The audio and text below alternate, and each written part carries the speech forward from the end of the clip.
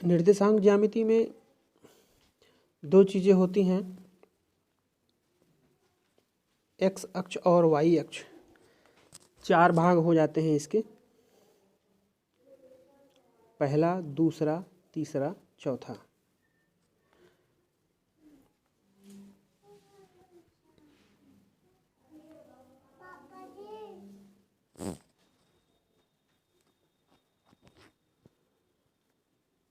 पहले भाग का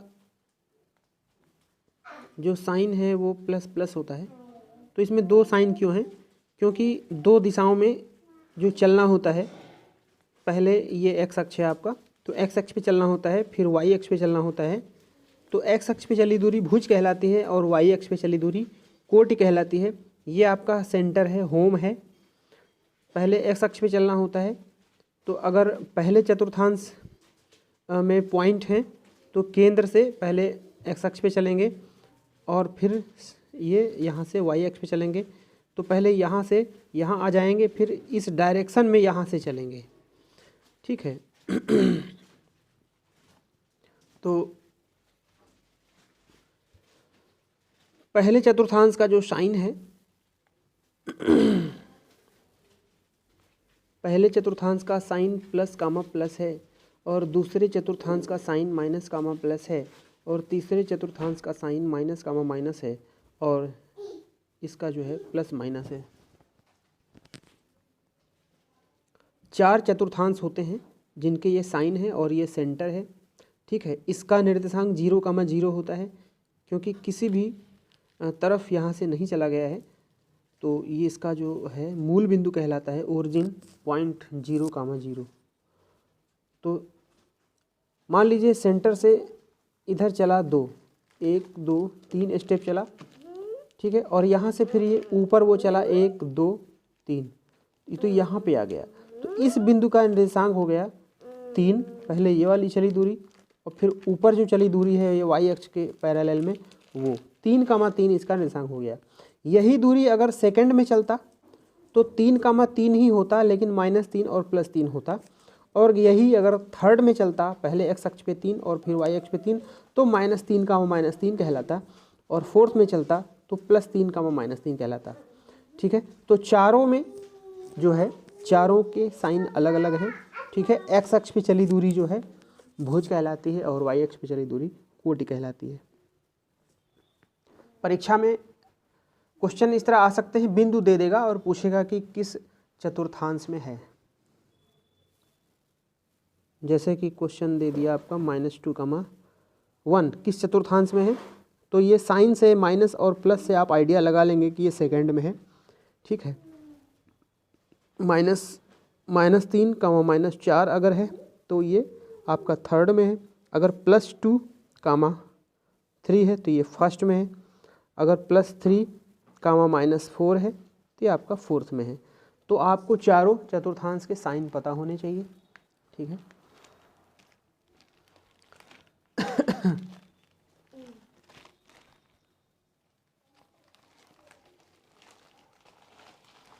ऐसा भी होता है कि किसी अक्ष पे चला गया और दूसरे अक्ष पे नहीं चला गया, तो वो 0 हो जाएगा।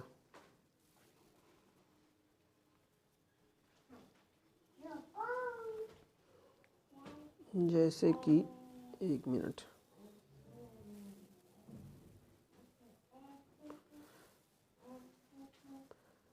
जैसे कि -2,0 है, ठीक है। तो इसका ये मतलब है कि यहाँ से पहले तो इसका हम देख लें किस में है, माइनस और प्लस, तो ये सेकंड में है, ठीक है।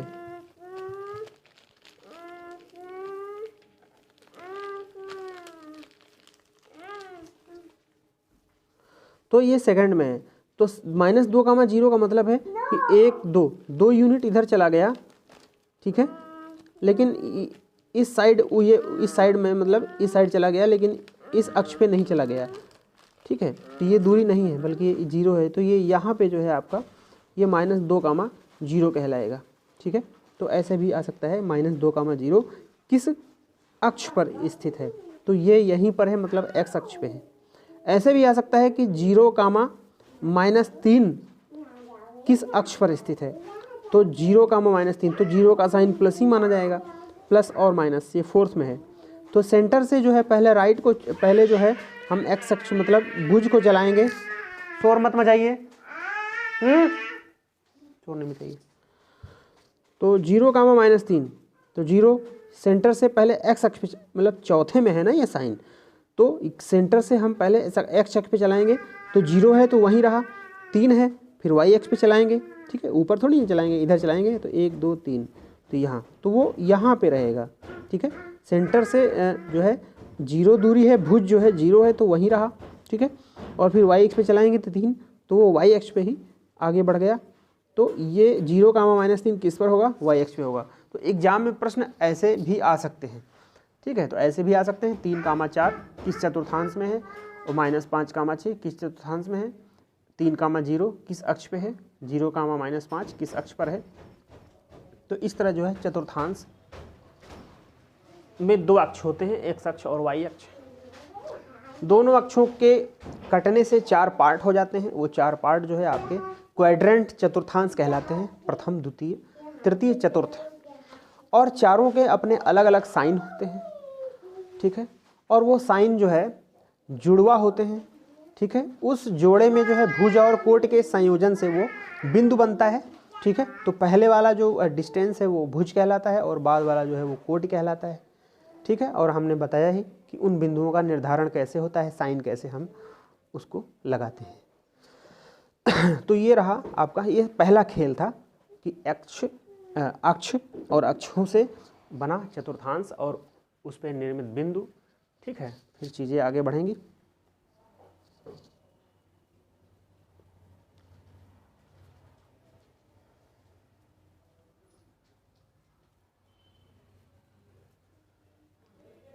बिंदुओं के बीच की दूरी, अब नेक्स्ट पे आते हैं, बिंदुओं के बीच की दूरी। बिंदु तो हम जान गए, ठीक है। बिंदु तो हम जान गए कि बिंदु कैसे निर्मित होते हैं और बिंदु कहाँ पे हम उसको सिचुएट कर सकते हैं, कैसे हम उसका साइन लगा सकते हैं। अब बिंदुओं के बीच की दूरी हम कैसे निकालेंगे। मान लीजिए एक बिंदु यहाँ है आपका -3 -2, ठीक है। और एक बिंदु जो है यहाँ पे है, P यहाँ पे है 4 कामा -4 2। एक बिंदु यहाँ है और एक बिंदु यहाँ पे है। इन दोनों के बीच की दूरी निकालनी है, PQ की लेंथ निकालनी है। तो P है -4 2 और Q है -3 -2। इसकी लंबाई बतानी है कि कितना लंबा है ये, इसके बीच की दूरी निकालनी है, दोनों बिंदुओं के बीच की दूरी निकालनी है। तो इसके लिए हम एक फार्मूले का यूज़ करते हैं। सबसे पहले हम पहले वाले बिंदु को, भुज को x1 मानेंगे, कोटि को y1 मानेंगे, और दूसरे बिंदु को भुज को x2 मानेंगे और कोटि को y2 मानेंगे। x1 y1 वो हो गया और x2 y2 ये हो गया, ठीक है। अब हम फार्मूला लगाएंगे, distance is equal to under root में x1 माइनस x2 का whole square plus y1 minus y2 का होल स्क्वायर,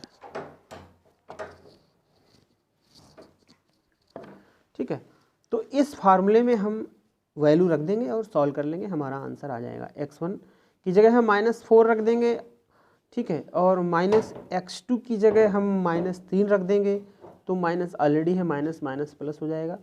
तो -4 और +3, तो आया हमारा -1, -1 का स्क्वायर 1, ठीक है। फिर y1 माइनस y2, y1 2 है, माइनस y2 आपका -2 है, तो माइनस माइनस प्लस, तो 2 और +2 4, 4 का स्क्वायर 16, उसमें कितना आया था 1 आया था, तो √17 यूनिट आ जाएगा। आप कैलकुलेट कर लीजिएगा, ठीक है, ओरल मैंने किया है। तो इस तरह जो है अक्षों में, इन अक्षांशों में या अक्षों पर या अक्षांश के अंदर कहीं भी बिंदु स्थित है, शैतानी मत करिए, पढ़ा रहे हैं, ठीक है। तो कहीं भी बिंदु स्थित है तो हम बिंदुओं के बीच की दूरी निकाल सकते हैं, दो बिंदुओं के बीच की दूरी निकाल सकते हैं। एक मिनट,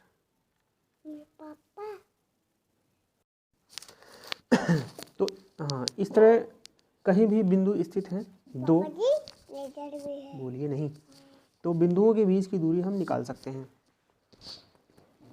ठीक है, अगर दो बिंदु से ज़्यादा हो रहे हैं बिंदु, 3 बिंदु हो रहे हैं, तो आपका त्रिभुज बन जाएगा। ठीक है, तो उन 3 बिंदुओं से आप आइडिया लगा सकते हैं कि 3 बिंदुओं से त्रिभुज ही बनेगा, और वो त्रिभुज कैसा होगा उन 3 बिंदुओं से आप उसका अनुमान लगा सकते हैं। उन तीनों बिंदुओं से आप तीनों साइड्स निकालिए, उसकी लेंथ निकालिए इसी फार्मूले से। तो अगर साइड्स बराबर आ रही हैं, अगर साइड्स बराबर आ रही हैं तो इक्विलैटरल ट्रायंगल है, समबाहु त्रिभुज है। ठीक है, और अगर जो है कर्ण जो है उसका स्क्वायर जो है वो लंब या किसी भी एक साइड का स्क्वायर जो है अदर दोनों स्क्वायर के सम के बराबर है, तो समझ लीजिए वो राइट एंगल ट्रायंगल है। ठीक है, जो भी ट्रायंगल की क्वालिटीज़ होती हैं तो उनकी डिस्टेंस से आप निकाल के उसका अनुमान लगा सकते हैं। अगर मान लीजिए 4 बिंदु दिए हुए हैं, ठीक है, तो आप चारों की डिस्टेंस निकालिए, तो क्वाड्रिलेटरल हो गया। ठीक है, 4 बिंदु दिए हुए हैं तो क्वाड्रिलेटरल बनेगा मिलाने से बिंदुओं को। तो चारों की दूरी निकालिए और उसमें जो 2 डायगोनल्स हैं उनको निकालिए। ठीक है, तो क्वाड्रिलेटरल के जो प्रॉपर्टीज़ होती हैं डिस्टेंस निकालने के बाद आप उनको मैच कराएंगे, तो उससे आपको आइडिया लगेगा कि ये स्क्वायर है कि रेक्टेंगल है। ठीक है, क्या है, किस प्रकार का क्वाड्रिलेटरल है। ठीक है, वो डिस्टेंस निकालने पे आपको आइडिया लग जाएगा। ठीक है, तो कोऑर्डिनेट जो है बहुत बड़ा चैप्टर है। ठीक है, लो लेवल से लेकर हाई लेवल तक है। तो शुरुआत आपकी यहीं से होती है, अक्ष, पॉइंट, फिर पॉइंट बढ़ते हैं 2 पॉइंट, 3 पॉइंट, 4 पॉइंट, 5 पॉइंट। उससे आप जो है आइडिया लगा सकते हैं कि ये फिगर जो है कौन सा फिगर है, कैसा फिगर है, उसका काइंड्स पता लगा सकते हैं।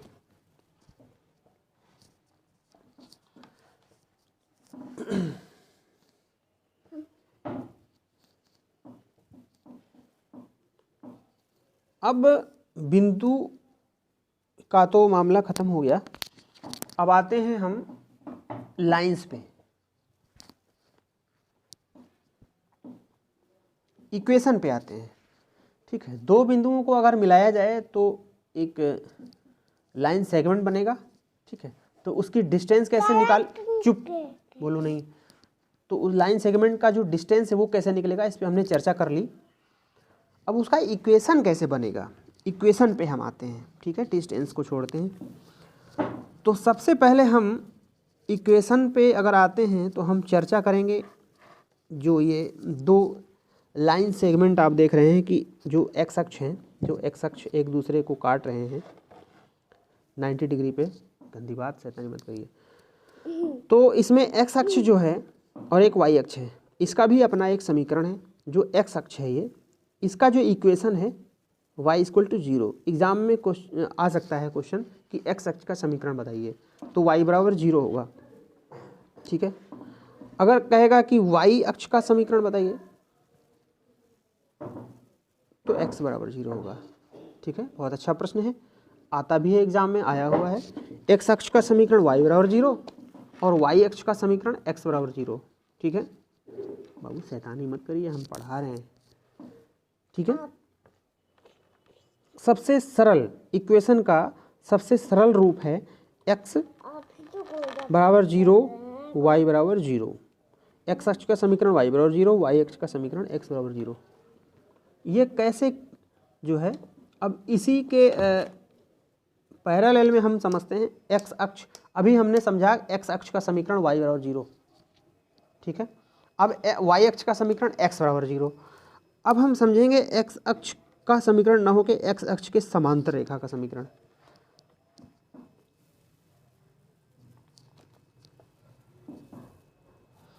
x अक्ष, y अक्ष, तो ये x अक्ष है, x अक्ष के समांतर, तो x अक्ष के समांतर ऊपर भी होगा और नीचे भी होगा। x अक्ष के समांतर ऊपर भी होगा और नीचे होगा। अगर नीचे होगा तो माइनस में होगा और ऊपर होगा तो प्लस में होगा। इसी तरह होगा y अक्ष के समांतर रेखा का समीकरण, तो y अक्ष के अगर बाएं होगा तो डिस्टेंस माइनस में और दाएं होगा तो डिस्टेंस प्लस में। तो पहले हम x अक्ष की बात करते हैं, x अक्ष के समांतर रेखा का समीकरण। तो ये बताइए कि एक्स अक्ष का समीकरण क्या था। एक्स अक्ष का समीकरण y बराबर 0 था, लेकिन अब एक्स अक्ष नहीं है, अब एक्स अक्ष के समांतर रेखा का समीकरण है। तो एक्स अक्ष के जो समांतर रेखा है वो कितनी दूरी पे है, वो मान लीजिए b दूरी पर है। एक्स अक्ष से b दूरी पर है एक्स अक्ष के समांतर रेखा, तो समीकरण हो जाएगा y बराबर b। पहले समीकरण था एक्स अक्ष का y बराबर 0, क्योंकि जो समांतर रेखा दिख रही है वो उसी के ऊपर थी पहले, तो दूरी जो है वो डिस्टेंस जो है वो 0 थी, तो एक्स अक्ष का समीकरण y बराबर 0 हो गया। लेकिन अब वो 0 न होके जो समांतर रेखा है वो b दूरी पर स्थित है, तो y बराबर b हो जाएगा। ठीक है, दूरी नहीं थी कोई तो 0 हो गया। एक्स अक्ष का समीकरण y बराबर 0, लेकिन एक्स अक्ष के समांतर रेखा का समीकरण y बराबर b। अगर यही यहाँ से क्वेश्चन बनता है कि उस रेखा का समीकरण बताइए जो x अक्ष से 7 इकाई की दूरी पर हो, ये b जो है 7 दिया हुआ है, उस रेखा का समीकरण बताइए जो x अक्ष से 7 इकाई की दूरी पर हो, ठीक है, और ऊपर स्थित हो। ठीक है, तो उस रेखा का समीकरण क्या होगा, y बराबर 7 हो जाएगा, या y माइनस 7 बराबर 0 हो जाएगा, ये आंसर हो जाएगा। ठीक है, इसी तरह अब प्रश्न बनता है y अक्ष पे आते हैं। ये x अक्ष है, x अक्ष है, ये y अक्ष है। y अक्ष का समीकरण क्या होता है, y अक्ष का समीकरण x बराबर 0, x अक्ष का समीकरण y बराबर 0, तो y अक्ष का समीकरण x बराबर 0। अब यहीं से प्रश्न बनता है कि y अक्ष के समांतर रेखा का समीकरण जो बाएं तरफ 3 इकाई की दूरी पर हो, y अक्ष के बाएं तरफ स्थित है तो माइनस में होगा, 3 इकाई की दूरी पर, उस रेखा का समीकरण बताइए जो, शैतानी मत करिए, उस रेखा का समीकरण बताइए जो y अक्ष के समांतर हो और बाएं तरफ 3 इकाई की दूरी पर हो। तो y अक्ष का समीकरण x बराबर 0, ठीक है, लेकिन अब वो 0 नहीं है, बाएं तरफ 3 इकाई की दूरी पर है, तो x बराबर 3 हो जाएगा, और बाएं तरफ है तो माइनस हो जाएगा, x बराबर -3। y अक्ष के समांतर रेखा का समीकरण x बराबर -3 हो जाएगा। वैसे y अक्ष का समीकरण 3 होता है, लेकिन वो पहले दूसरी जो समांतर रेखा है वो उसी के ऊपर थी, बीच की दूरी 0 थी, तो y अक्ष का समीकरण x बराबर 0, लेकिन y अक्ष के समांतर और बाएं तरफ है तो x बराबर -3 हो जाएगा। अगर यही सवाल यहाँ से बनता कि x अक्ष के समांतर रेखा का समीकरण जो दाईं तरफ है और 5 इकाई की दूरी पर है तो x बराबर 5 हो जाता। ठीक है, नहीं समझ में आया तो आप कमेंट में लिखिए, मैं दोबारा एक्सप्लेन कर दूंगा। ठीक है, तो हमने समझा x अक्ष y अक्ष, x अक्ष y अक्ष एक दूसरे को काटते हैं तो बना चतुर्थांश, और चारों चतुर्थांश में 2 रास्ते हैं निकलने के। ठीक है, तो पहले जो है x अक्ष पे चली गई दूरी और फिर y अक्ष पे चली गई दूरी को मिलाते हुए बिंदु तैयार होता है। पहले भुज लिखा जाता है, x अक्ष पे चली गई दूरी भुज कहलाती है और y अक्ष पर चली गई दूरी कोटि कहलाती है। भुज और कोट से आपका बिंदु तैयार होता है। ठीक है, फिर हमने पढ़ा कि 2 बिंदु अगर स्थित हैं चतुर्थांश में, दोनों को मिलाने पर जो है रेखाखंड तैयार होता है, लाइन सेगमेंट तैयार होता है, तो उसकी हम दूरी या लंबाई कैसे निकालते हैं। फिर हमने पढ़ा कि 3 बिंदु हैं तो तीनों को मिलाने पर ट्रायंगल बन जाएगा। अब उन तीनों बिंदुओं से जो रेखाखंड तैयार हो रहा है या त्रिभुज तैयार हो रहा है, तीनों की दूरी निकालने से हम त्रिभुज की पहचान कर सकते हैं कि वो कैसा त्रिभुज है, समद्विबाहु है कि समबाहु है, ठीक है, या समकोण है। ठीक है, अगर 4 बिंदु है तो हम चारों को मिलाएंगे तो क्वाड्रिलेटरल बनेगा। कैसा क्वाड्रिलेटरल बनेगा, उसकी लेंथ निकाल के, डायगोनल निकाल के हम पहचान सकते हैं। ठीक है, अब हमने पढ़ा इक्वेशन।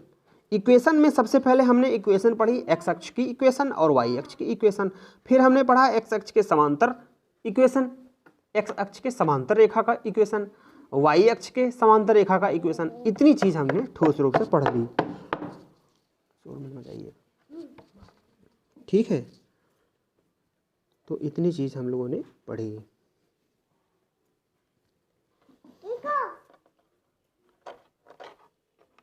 अब इसका इसकी अगली जानकारी हम अगले पार्ट में बताएंगे। मित्रों